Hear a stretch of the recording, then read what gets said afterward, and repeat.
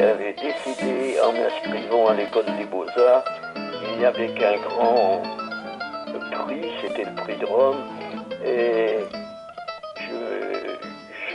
je pensais toujours que je partirais un jour à Rome, mais c'était prétentieux de ma part. Je suis donc arrivé à Rome. Et à Rome en janvier, le 2 ou le 3 janvier, je crois, 1955. J'avais une volonté et un besoin de travail énorme, mais de liberté, de liberté. Je me suis promené dans la campagne, je suis arrivé un jour dans une ferme où on élevait des taureaux et des buffles. Bon, et j'étais impressionné par ces taureaux antiques, avec des grandes cornes en forme de lyre et d'une puissance énorme. Je n'avais jamais vu jusqu'à ce jour un taureau aussi impressionnant. J'étais né à moitié sur le Charolais, à moitié sur la côte chalonnaise. C'était à la fois le vin et l'élevage du Charolais. Donc, j'ai commencé à venir dans cette ferme, à dessiner ce taureau, mais je ne pensais pas que je ferais de ce taureau un véritable monument.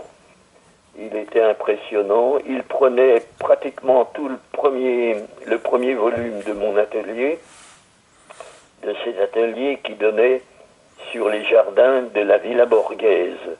Vous voyez que j'étais gâté. Et j'étais l'été obligé de laisser toujours la porte entr'ouverte.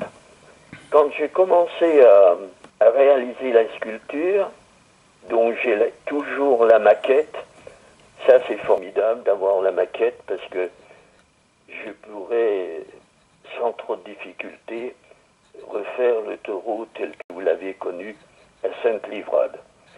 Donc, j'ai commencé à travailler jusqu'au jour, j'ai travaillé presque un an sur cette sculpture.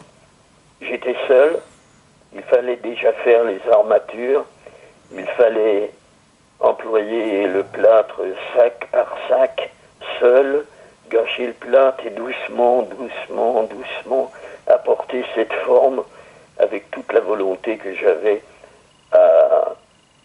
je voulais aller jusqu'au bout.